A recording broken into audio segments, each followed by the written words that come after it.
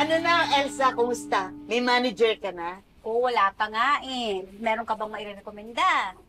Rekomenda? Abay ko rekomenda. Sarili ko na i-rekomenda ko. Kaya mo pa ba? Nako, Elsa, wag mong kunin yan. Walang ibang gagawin yan. Kung hindi tumambay lang sa kusina, manginginain lang yan doon. Manginginain talaga ha. Ano kala mo sa akin? Kambing? Wag ka nang pumasok na manager. Magkukonsumin lang si Elsa sa'yo, no?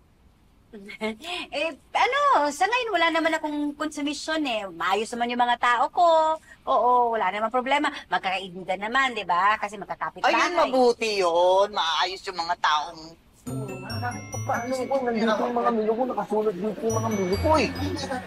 Ha? Hindi. Elsa, nag-aawa yata sila. Hindi! Hindi! Oh, basta ha, tandaan niyo yung billing ko ha. Pagka nagtanong si Tommy kung nasaan ako, huwag niyo sasabihin ha. Baka malaman na nasa Clark ako, sumunod pa yun. Opo, sir. Sir, dahil po ba yan sa relo? Oo eh. Ayaw ko muna siya harapin hanggat di malinaw yung issue eh. Okay po, sir. Sayang. Sabi pa naman niya magdadala siya ng palitaw. Ay nako, ibibili kita ng palitaw, basta si Tommy hindi lumitaw. Ah, sige na, deliver sa kotse yan, Bert. O, dali na. O, ganda. Saan niya ba siya? Eh, ayaw niya nga akong pasabi kung nasaan siya. Why not? Hindi nga ho namin alam eh. Basta ang bilin niya, kapag dumating kayo, huwag sabihin kung nasaan siya. Kaya mabuti pa, umalis na ho kayo. Teka. Kung bigyan ko kayo ng pera, sasabihin mo na ba sa akin kung saan siya? Magkano ba kailangan? Hoy!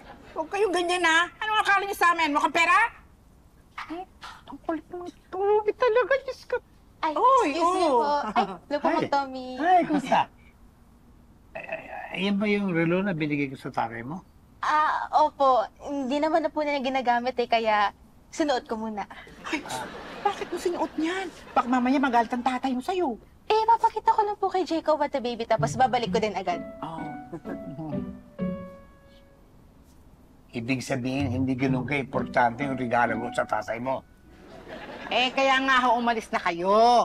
At saka kasi kahit anong ialok niyo sa amin, hindi kami magsasalita. Tama, Mang Tommy. Mm. Hindi naman po kami mukhang pera eh. Mm. Pero kung may dala po kayong palitaw,